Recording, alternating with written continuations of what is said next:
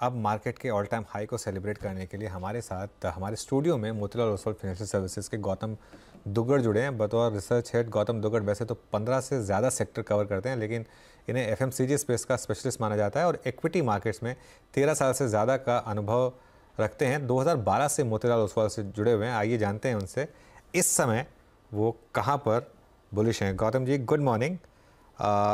मैं हर earning season के बाद और पहले आपके उस रिसर्च नोट की वेट करता हूँ। आपको पता ही है, मैं आपसे बोलता भी रहता हूँ।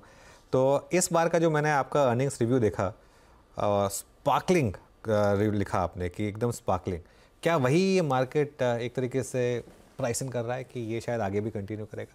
मुझे लगता है Anuj, good morning, thank you for having me. मुझे लगता है कि अभी भी मार्केट प्राइसिंग नहीं कर रहा है, स्पेशली लार्ज कैप्स पे। अगर आप देखें, निफ्टी पिछले 2 साल से सेम लेवल्स पे है, राइट। अक्टूबर 21 से अगर दिसंबर 23 का अगर आप बात करते हैं, हालांकि स्टैटिस्टिकली आप नए हाई पे हैं, बट 2 साल में कोई रिटर्न नहीं आया है लार्ज कैप में। इनफैक्ट आप इंडेक्स वाइज कॉन्स्टिट्यूएंट्स का अगर लिस्ट बनाएंगे तो आपको दिखेगा कि निफ्टी में जो 65 से 70% वेट कॉन्स्टिट्यूट करते हैं, उन्होंने या तो ज़ीरो रिटर्न दिया है या नेगेटिव रिटर्न्स दिया है। सारा जो स्पार्कलिंग एक्साइटमेंट आया है वो मिड और स्मॉल कैप्स में आया है, राइट। तो at some point of time large caps को कैचअप करना होगा, बिकॉज 70% मार्केट आप पीछे छोड़ के सिर्फ 30% मार्केट के साथ नया है कंटिन्यू नहीं हो सकता है। दूसरा, अगर आप फंडामेंटल्स की बात करें तो ग्रोथ, वैल्यूएशन, ये जो मैट्रिक्स है, इस पे सबसे ज़्यादा अट्रैक्टिव आज लार्ज कैप्स लगते हैं। निफ्टी का अगर आप बात करते हैं, आज हम 20,000 पे हैं। FY24 का EPS हमने अभी फिर से अपवर्ड रिवाइज किया बाय 1% टू 996 रुपीज़। FY25 का हमने रिवाइज किया 1140 रुपये पे। सो 1140 रुपये पे आप 17.5 या 18 के बीच में आप ट्रेड कर रहे हैं। आपका 10 साल का एवरेज वैल्यूएशन है 17.5 times, sorry 20 times. We are at 17.5। 10 साल का एवरेज है 20 टाइम्स। तो हम अभी डिस्काउंट पे कर रहे हैं। ओके, इसको अलग तरीके से देखना होगा, बिकॉज पिछला 10 साल वो पीरियड था जहां पे आपकी monetary policies, zero interest rate काफी समय तक रहे, इसलिए इक्विटी वैल्यूएशंस भी ऊपर थे। तो थोड़ा बहुत उस पर डिस्काउंट होना भी चाहिए। वो तो अभी हम वापस लोअर साइकिल शायद शुरू कर देंगे ना, वो पॉसिबल है, बट जीरो पे नहीं जाएंगे। जीरो पे नहीं जाएंगे। अभी आप 5.5 पे इंडिया में कभी भी नहीं थे। नहीं, I am saying global market. तो ग्लोबली अगर आपका interest rate, large part of the last 10 years, the market which sets the interest rate is US। वहां पे आपने जीरो रेट देखा कई साल तक। इसके वजह से दुनिया भर के इक्विटी मार्केट्स को एक वैल्यूएशन में सपोर्ट मिला, इंडिया को भी मिला। तो इंडिया का 10 year एवरेज पी अगर आप आज देखते तो 20 है। इसमें कई सारा contribution lower monetary, easy monetary policy का रहा है, तो थोड़ा उससे कम रहना चाहिए। बट फिर भी 17.5 का जो पी आज निफ्टी ट्रेड कर रहा है बहुत अट्रैक्टिव लगता है। दूसरा ही आप अर्निंग्स ग्रोथ पे, आपने 2020 से 2023 तक, FY20 से FY23 Nifty earnings have compounded at 23%। अब FY24 में हमारा अनुमान है 20% का, जो हमने बिगिनिंग ऑफ द ईयर से रखा था, अप्रैल से, जिसमें से फर्स्ट हाफ का अर्निंग्स ग्रोथ 30% हो चुका है। 1Q आपका 32% था। सेकेंड क्वार्टर का जो अर्निंग्स निफ्टी का ग्रोथ हुआ है वो 28% था। हमारा एस्टिमेट 21 था, जबकि आया 28। इस वजह से आगे के अर्निंग्स हमें अपवर्ड रिवाइज कर रहे हैं। बट हमारा फुल ईयर अभी भी 20 से 22% का रेंज है। फुल ईयर 20 से 22 का है, FY24 का। हाँ, और उसमें से फर्स्ट हाफ ऑलरेडी आपका 30% हो चुका है। तो सेकंड हाफ में हम भी थोड़ा सा मॉडरेशन पकड़ के चल रहे हैं कि 15% का ग्रोथ सेकंड हाफ में रहेगा। और 25 का क्या ग्रोथ लेके 25 का 14% का ग्रोथ इस बेस पर, मतलब 25% ग्रो करेंगे 24 में, उसके बाद उसके ऊपर 14% 25 में ग्रो करेंगे। तो 2 साल का जो CAGR है FY23 to 25, ये करीबन 17 से 18% हो सकता है। Okay, right. तो 1000 रुपए का रफली EPS ये साल, 1140 का FY25 पे। तो 17 से 18% की अर्निंग्स कैगर हो गई। यस। और उसमें अगर आप थोड़ा सा मल्टीपल्स का अगर जोड़ लें तो मार्केट आपके हिसाब से 22-23% कैगर दे सकता है। फिर मैं तो कहता हूँ कि जोड़ने का जरूरत ही नहीं है। अगर जितना अर्निंग्स आया उतना भी मार्केट चला तो भी आप बहुत ही हेल्दी 17-18% रिटर्न्स का बात कर रहे हैं, राइट? और ये तब हो रहा है जब पिछले 3 साल जब अर्निंग्स 23% चला तो मार्केट ने भी 27% कंपाउंडिंग दिया आपको, चाहे आप निफ्टी देखिए या NSE 500 देखिए। सो मार्केट ने बाय एंड लार्ज अर्निंग्स का रिस्पेक्ट किया है। और अभी 3 साल की बात नहीं है, आप पिछले 10 साल भी देखिए, FY10 से FY20 जब अर्निंग्स आपका केवल 6.5% ग्रो किया था, तो स्टॉक मार्केट ने, निफ्टी ने आपको 8.5% CAGR रिटर्न दिया था उस 10 साल में। फिर लास्ट 3 इयर्स में जब अर्निंग्स 23% आया तो मार्केट ने भी 27% दिया। तो जब तक अर्निंग्स आते रहेगी, बाकी के चीजें एक नॉइज बन के रहेगी, कभी एग्जिट पोल, कभी US फेड, कभी क्रूड ऑयल, कभी ओपेक। बट सबसे बड़ा जो फैक्टर है वो है कॉर्पोरेट अर्निंग्स। जैसे आज सारे लोग एग्जिट पोल्स को लेकर रिएक्ट कर रहे हैं, मंडे को जो एक्चुअल रिजल्ट्स आएंगे उसको लेकर रिएक्ट करेंगे, बट कुछ दिनों के बाद वो पीछे रह जाएगा। फोकस फिर से अर्निंग्स पे आएगा। फोकस फिर से अर्निंग पे आएगा। देखिए, जो बात गौतम जी ने कही है ना, उसको मैं एक हमारे एक व्यूअर के लिए अगर एक आम भाषा में समझा सकूं, अगर आप 17% पे भी कंपाउंड करते हैं तो 2 साल में निफ्टी हो जाएगा 27,500 पर, और 18% पे हो गया तो 28,000 पर। अभी हम हैं 20,000 पर। तो ये अगेन ये जो बात हो रही है कि बीच बीच में मोमेंट्स आएंगे, हो सकता है कि लेकिन ये जर्नी एक वन वे में नहीं होती है, बीच बीच में झटके आएंगे, चाहे एग्जिट पोल हो, चाहे मेन रिजल्ट हो, कोई ग्लोबल रीजन आ जाए, कुछ भी आ जाए, लेकिन अल्टीमेटली मार्केट अर्निंग्स के साथ कैचअप करती है। चलिए, ये तो आपने हमको बिग पिक्चर समझा दी, बहुत ब्यूटीफुली आपने बिग पिक्चर समझा दी। अब आते हैं कि यहाँ से लीड क्या क्या करेगा। आप कह रहे हैं कि फाइनेंशियल्स और ऑटो लीड करेंगे। ऑटो में तो हमने मतलब और कंज्यूमर डिस्क्रिशनरी ऑटोज में तो हमने एक बहुत शानदार मोमेंटम देखा है। मतलब पिछले 1 महीने में ऐसा लग रहा था कि 1 साल की रैली होगी 2 व्हीलर्स में। तो पहले तो ऑटोज पे आपका इस समय क्या व्यू होगा, इन प्राइसेस पर क्या व्यू होगा, और दूसरा फाइनेंशियल्स, क्योंकि ये एक sector specially large private bank जो चले ही नहीं है 3 क्वार्टर से, इस पर क्या व्यू होगा? पहले ऑटो पे आते हैं। हाँ। देखिए, ऑटो पिछला 1-1.5 साल में काफी अच्छा रिटर्न दिया है, क्योंकि अर्निंग्स भी पिकअप हुई है। अगर आप थोड़ा पीछे जाके देखेंगे, ऑटो कंपनीज के जो टोटल प्रॉफिट्स थे FY18 में करीबन 30,000 करोड़ थे, राइट? और FY23 का जो प्रॉफिट नंबर था वो भी 30,000 करोड़ ही था। तो 5 साल ऑटो का साइकिल कहीं नहीं गया। बिल्कुल, राइट? हाँ। FY24 में वो जो 30-28,000 करोड़ था वो 55,000 करोड़ हो जाएगा। तो 1 साल में प्रॉफिट्स डबल हो रहे हैं। जो 5 साल आपका फ्लैट था, हाँ, इसलिए ऑटो सेक्टर उतना चला भी नहीं था। हाँ। बट ये जो 24 का नंबर है, इसको मार्केट ने 1-1.5 साल पहले से डिस्काउंट करना चालू किया। ओके। दूसरा, कई सारे डोमेस्टिक सिक्लिकल सेक्टर्स है जिसमें ऑटो की तरह ही काफी सालों बाद से तेजी आ रही है। आप होटल्स देख लीजिए, रियल एस्टेट देख लीजिए, इंडस्ट्रियल्स जिसमें सबसे ज़्यादा मार्केट कैप क्रिएशन हुआ है पिछले 3 साल में, आप हॉस्पिटल्स देख लीजिए, सीमेंट्स देख लीजिए। सो जो भी डोमेस्टिक सिक्लिकल्स है, रियल एस्टेट 10 साल बाद चला है, बिल्कुल, इंडस्ट्रियल्स 12 साल बाद, होटल्स 11 साल बाद, ऑटो 5 साल बाद, और हॉस्पिटल्स तो पहले मुझे पता भी नहीं कि कब ऐसा साइकिल था, राइट? तो मुझे लगता है ऑटो का साइकिल आगे और एक्सटेंड हो सकता है। बट जो रिटर्न्स आपने पिछले 1-1.5 साल में देखा, जो री रेटिंग आपने देखा, चाहे 4 व्हीलर हो, 2 व्हीलर हो, ऑटो कॉम्स हो, वो शायद से मॉडरेट हो जाए। Okay, right? क्योंकि अब ये बेस से अर्निंग्स भी मॉडरेट होगा, नॉर्मलाइज होगा। उसके बाद आते हैं फाइनेंशियल्स पे। जो मैंने आपको कहा FY18 से 23 में ऑटो का प्रॉफिट फ्लैट था, वही फाइनेंशियल्स का प्रॉफिट 5 गुना बढ़ा, 45,000 करोड़ से 2.25 लाख करोड़, रफली। 5x in 5 years. 5x in 5 years. FY18 was obviously the bottom, जहां बहुत सारे क्रेडिट कॉस्ट बढ़ चुके थे, कई बैंक्स ने लॉसेस रिपोर्ट किए थे। और FY18 से 23 में 5 साल में बैंकिंग सेक्टर का प्रॉफिट 45 से 2,20,000 के आसपास हुआ है। इस साल हमारा एस्टिमेट है 2,50,000 करोड़ का, और FY25 का एस्टिमेट है 3 लाख करोड़ का। इतना बड़ा ये फाइनेंशियल सेक्टर का प्रॉफिट पूल बन जाएगा, डिस्पाइट ये जो निम पे क्रंच आ रहा है थोड़ा सा, उसके बावजूद, सब पकड़ने के बावजूद। Okay. And I am only talking about 11 financial companies in Nifty, not my coverage. Obviously. तो केवल 11 निफ्टी के कंपनीज 3 लाख करोड़ का प्रॉफिट करेंगे FY25 में। आप इसका अप्रिशिएट करना है तो ऐसा देखिए, FY20 में पूरा निफ्टी का प्रॉफिट 3.5 लाख करोड़ होता था। Wow, right? और FY25 में, जो कि 5 साल बाद, सिर्फ 11 फाइनेंशियल्स कंपनी 3 लाख करोड़ का प्रॉफिट करेंगे। लेकिन जब प्रॉफिट 5 गुना बढ़ा तो मार्केट कैप 5 गुना नहीं बढ़ा। बहुत ज्यादा डी रेटिंग हुआ है फाइनेंशियल सेक्टर का। आप HDFC बैंक, खासतौर से HDFC बैंक का, यस, कोटक बैंक देखिए, आईसीआईसीआई बैंक हालांकि परफॉर्म किया है, लेकिन 9 महीने से नहीं चला है। 1.5 साल से ऑलमोस्ट फ्लैटिश रिटर्न है, 1-1.5 साल से। तो मार्केट ने वो अर्निंग्स को उतना रिस्पेक्ट अभी तक नहीं दिया जो उसको मिलना चाहिए। बिल्कुल, राइट। आज अगर आप देखते हैं axis, HDFC, Kotak and ICICI, India's largest and best private sector banks, आपको 14 से लेके 16 के पीई पे मिल रहा है। एचडीएफसी बैंक का आज पी 2.2 है या 2.3 होगा, जो कि आईसीआईसीआई बैंक से नीचे आ गया है। वाओ। एक जमाना था 4-5 साल पहले जब एचडीएफसी बैंक 30-40% प्रीमियम पे trade 4 times price to book पे था। हाँ। तो काफी सारा डी रेटिंग हो चुका है।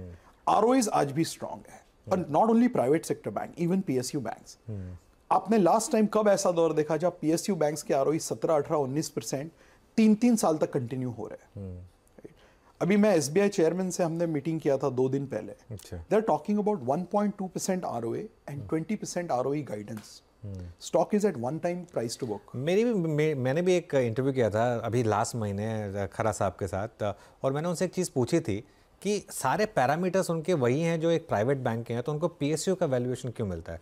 आपके हिसाब से क्या वो मतलब और वैल्यूएशन मिलना चाहिए एसबीआई को? मुझे ज़रूर लगता है कि पीएसयू बैंक्स जो मल्टीपल पे आज ट्रेड कर रहे हैं वो इससे कई ज़्यादा डिजर्व करते हैं, बट मार्केट कभी भी उनको प्राइवेट बैंक्स का मल्टीपल नहीं देगा बिकॉज ऑफ ऑब्वियस। सबको ना दे, लेकिन एसबीआई को दे दे कम से। एसबीआई को भी नहीं मिलता है। आप अगर आप आगे होता है तो अलग बात है, बट अगर आप पास्ट का हिस्ट्री देखें पिछले 20-25 साल का, SBI always trades at better multiple versus other PSU. बिल्कुल, बट फिर भी डिस्काउंट पे बना रहता है versus private sector because of ownership and so many other issues which typically comes bundled with a PSU bank. But सारे PSU banks आज आपको 1 से लेके 0.8 प्राइस टू बुक पे मिल रहे हैं, जिनका आरओई 17-18% है। अगर अगला 2 साल में कोई भी एसेट क्वालिटी का शॉक नहीं आता है तो यहाँ पे भी रिस्क रिवॉर्ड बहुत अट्रैक्टिव है। हमारे मॉडल पोर्टफोलियो में सबसे बड़ा ओवरवेट आज PSU banks and lastly NBFC. While RBI ने कुछ एक्शंस लिए हैं, बिल्कुल, बट अच्छे क्वालिटी एनबीएफसीज ये जो रेगुलेटरी इंपैक्ट है मुझे लगता है हैंडल कर जाएंगे। थोड़ा बहुत कैपिटल रेशियोज पे इंपैक्ट आएगा, थोड़ा बहुत ग्रोथ कम होगा, बट अगर बड़ा करेक्शन आता है तो मुझे लगता है NBFC both lending and non lending इसमें वेट बढ़ाना चाहिए। सो इसलिए हमारा फाइनेंशियल्स, ऑटो, कंज्यूमर डिस्क्रिशनरी और इंडस्ट्रियल, ये 4 सेक्टर पे सबसे बड़ा ओवरवेट है। बिल्कुल, बहुत शानदार। अच्छा, अब मैं कुछ स्टॉक स्पेसिफिक बात करने जा रहा हूँ आपसे। कुछ कंपनियों में जो आपने सबसे ज़्यादा अर्निंग्स बढ़ाई, उसमें कोल इंडिया है आपका, मारुति है और टाइटन है। और तीनों स्टॉक में हमने बहुत शानदार रैली देखी है, तीनों के तीनों। ऐसे में कोल इंडिया तो पिछले महीने के टॉप गेनर्स में है, टाइटन में भी बहुत शानदार रैली है, मारुति भी अपने ऑल टाइम हाई पे पहुंच गई। चलिए मारुति की बात छोड़ देते, कोई हमने ऑटोज पूरा डिस्कस कर लिया। कोल इंडिया और टाइटन, ये 2 स्टॉक्स की बात कर लेते हैं। क्या अभी भी यहाँ पर इतनी बड़ी रैली के बाद भी पार्टिसिपेट करने की जगह है? तो टाइटन को लेकर मैं आपको एक थोड़ा सा पीछे लेके चलता हूं। जो आपका एक बहुत शानदार नोट भी भेजा था आपने, मुझे याद है अच्छे से। हाँ। सो अगर आप देखें पिछले जब से मैं ट्रैक कर रहा हूँ पिछले 16-17 सालों में, टाइटन को कभी किसी ने चीप स्टॉक या वैल्यूएशन कभी भी सस्ते नहीं रहे। जब मेरा पहला नोट मैंने निकाला था 125 रुपए के भाव पे निकाला था 2010 जुलाई में। तब भी वो महंगा था, 27-28 टाइम था और उसको महंगा ही माना जाता था। फिर जब डिमॉन हुआ 350, जहां से हम बहुत ज्यादा बुलिश हो गए थे टाइटन पे, तब भी वो 35-40 का मल्टीपल था। डिमॉन में 350 का रेट था टाइटन का, नवंबर 2016। वहां से 10 गुना बढ़ चुका है। Yes, right. जब ये कोविड का लॉकडाउन आया, ये स्टॉक 1700-1800 होता था और लॉकडाउन में गिर के 900 हुआ, राइट। तब भी ये महंगा था। हाँ। 1 साल पहले 2200 का भाव था, तब भी महंगा है। हाँ। आज 3500 का भाव है, आज भी महंगा है। हाँ। ये हमारा पिछले 10 साल का number 1 preferred consumer discretionary stock रहा है और आज भी है। रीजन बहुत सिंपल है, क्योंकि ज्वेलरी एक बहुत बड़ा समंदर है। इट्स अ ग्रोइंग कैटेगरी, और जो साल में 900 टन का इंडिया का गोल्ड का डिमांड है, इसमें से 60% डिमांड आता है वेडिंग कैटेगरी से। आपने देखा होगा एक डेटा, अगले 23 दिन में 38 लाख शादियां हैं इंडिया में, 38 lakhs। Jewellery is a constant spending item in Indian jewellery, Indian wedding industry. और यहाँ पे सबसे बड़ा मार्केट शेयर, सबसे बड़ा branded player Tata group company, which has a demonstrated track record. आज के तारीख में अगर आप रिजल्ट्स देखते हैं कंज्यूमर कंपनीज के पिछले 1-1.5 साल में, ये एक ही कंपनी है जो टॉप लाइन भी 20-25% पे ग्रो कर रहा है।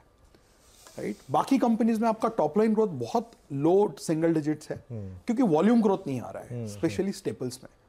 जबकि ज्वेलरी में आपका टॉप लाइन ग्रोथ अभी भी 20-25% है और अर्निंग्स ग्रोथ तो है ही। तो मुझे लगता है वैल्यूएशन इसमें हमेशा महंगे लगेंगे आपको, बट अभी तक जो हिस्ट्री ने सिखाया है कि जब आप एक अच्छा स्टॉक आइडेंटिफाई करते हैं तो उसको राइड करना बहुत जरूरी होता है। बिल्कुल बिल्कुल। वो वही एग्जांपल आप ट्रेंड में देख सकते हैं। ट्रेंड में मैं उस पर आने वाला था, बिल्कुल। हाँ हाँ, ट्रेंड में क्या हो रहा है यहाँ पर इस समय? यहाँ पर ट्रेंड वो का भी ज़ोडियो, अगर आप पूरा ज़ोडियो की रेटिंग है ये। यस, प्लस जो कोर बिजनेस भी है वेस्ट साइड सॉरी, उसमें भी आप देखिए ये क्वार्टर के नतीजे सारे रिटेल कंपनीज के, वी-मार्ट, डी-मार्ट, एबीएफआरएल, ट्रेंड, आपको एक बहुत ही एक्सक्लूसिवली आउटस्टैंडिंग रिजल्ट्स दिखेगा ट्रेंड का। हालांकि वैल्यूएशंस कुछ अलग ही लेवल पे अभी चले गए हैं, बट 3 साल पहले भी जब मैं देखता था ट्रेंड, तब 800 रुपए पे भी महंगा लगता था, 800-1000 रुपए के दाम पे। तो जब हमने देख चुके हैं पिछले 5-10 साल में क्या हुआ इन स्टॉक्स के साथ, आज ये बैठ के प्रिटेंड करना कि you are the wisest at this price and you think this is the top, I think that will be a wrong for investor to take. Yes, there can be a correction. Maybe the stock may fall 20% if there is some event or markets correct. But generally, ऐसे stocks में जहाँ category leadership है और demonstrated track record है, ऐसे correction पे खरीदना past में काफ़ी अच्छा साबित हुआ है। सो कुछ स्टॉक्स ऐसे होते हैं जो आप पोर्टफोलियो में राइड करने देते हैं, स्ट्रक्चरल कंपाउंडिंग स्टोरीज जिसे हम कहते हैं। स्ट्रक्चरल कंपाउंडिंग, तो ये उसमें और कोल इंडिया का जो पॉइंट आपने रेज किया, बिल्कुल ये बहुत क्लियर है। इसमें डिविडेंड प्लस आपका जो वैल्यूएशन है द बिगेस्ट ड्राइवर। दूसरा, जो इस क्वार्टर के नतीजे हैं वो बेटर देन एस्टिमेट्स थे, both EBITDA and profits. At least हमारे एक्सपेक्टेशंस को उन्होंने 30% से बीट किया है। दूसरा, जो पूरा इंडिया में एक पावर सेक्टर को लेके एक राय बन रही है कि पावर डिमांड काफ़ी ग्रो हो रहा है। डबल डिजिट्स पे अक्टूबर का डेटा था, डबल डिजिट ग्रोथ था मंथली पावर डिमांड पे। तो थर्मल डिमांड के लिए आपको कोल लगेगा, और जो कोल इंडिया के खुद के प्रोडक्शन और डिस्पैच टारगेट्स है वो काफ़ी अच्छे से ट्रैक पे है। और उसमें अगर आप देखते हैं, फिर ऐड कर दीजिए 6-7% का डिविडेंड यील्ड, तो रिस्क रिवॉर्ड बहुत अट्रैक्टिव हो जाता है। नॉट जस्ट कोल इंडिया, इस साल हमने जब बिगिनिंग में टॉप 10 आइडियाज दिए थे 2023 के, एक बहुत ही स्टॉक ऐसा जो साइडवेज पड़ा था 5-6 साल से, ONGC, वो हमने CY23 के टॉप 10 आइडियाज में डाला था 105 या 110 रुपए के भाव पे। सेम स्टोरी वहाँ भी था, dividend yield, stock sideways for a long period of time, and underlying driver, which is the crude oil price, was sustaining upwards of 80 rupees, तो $80। तो valuation plus dividend yield plus one core fundamental driver, sometimes it gives you very disproportionate results. बहुत शानदार। चलिए, तो ये बात हो गई कोल इंडिया की। अच्छा, एक सेक्टर जिसने अर्निंग्स नहीं दिखाई हो लेकिन चला काफ़ी, वो है IT। हाँ, यहाँ मार्केट क्या प्राइसिंग करने की कोशिश कर रहा है?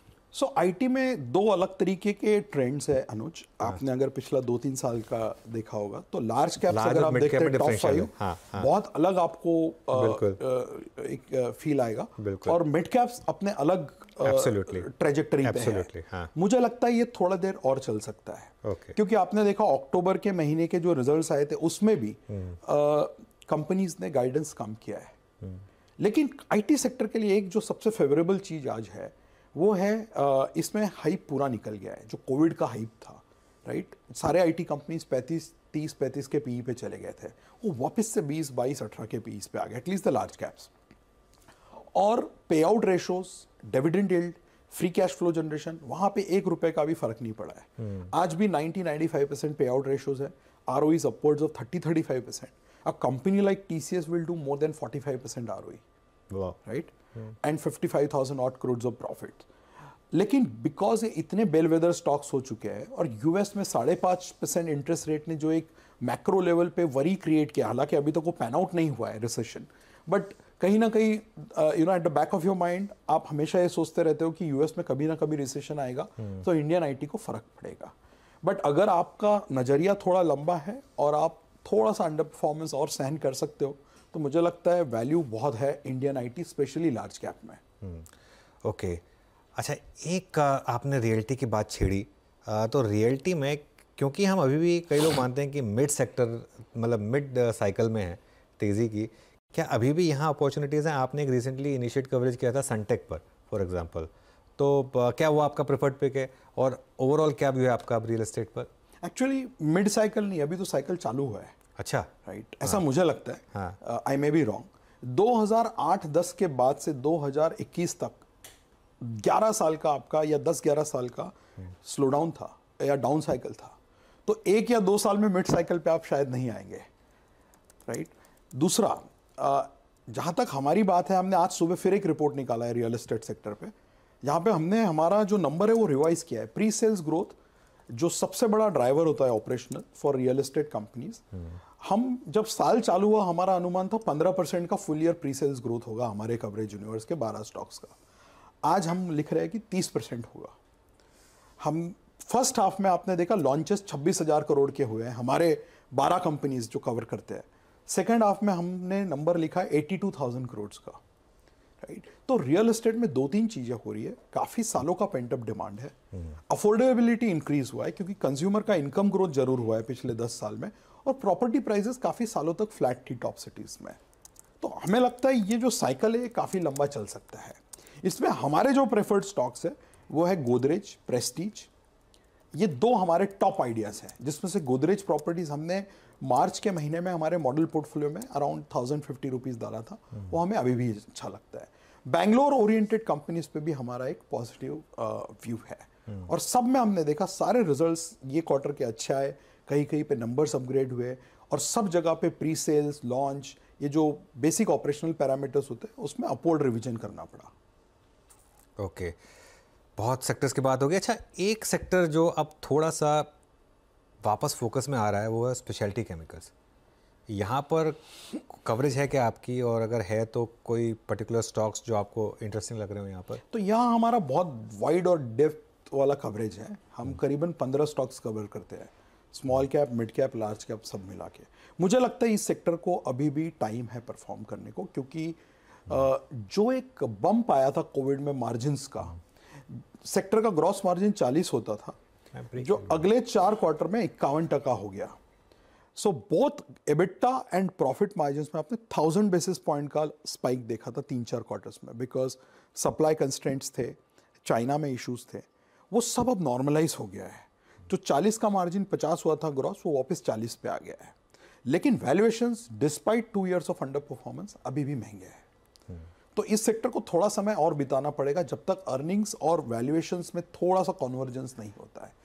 विद इन द सेक्टर हमें पीआई इंडस्ट्रीज ठीक लगता है, और एसआरएफ भी अब ये भाव से हमें थोड़ा वैल्यू दिखने लगा है। ऑलराइट, गौतम जी बहुत बहुत शुक्रिया, बहुत मज़ा आता है आपके साथ बात करके, और इन सारी स्टॉक्स और मार्केट्स पर चर्चा करने के लिए बहुत बहुत शुक्रिया। जो बात आपने कही, डिस्ट्रैक्शंस आते रहेंगे बीच बीच में, लेकिन long term growth story earnings के हिसाब से अभी भी इंटैक्ट है।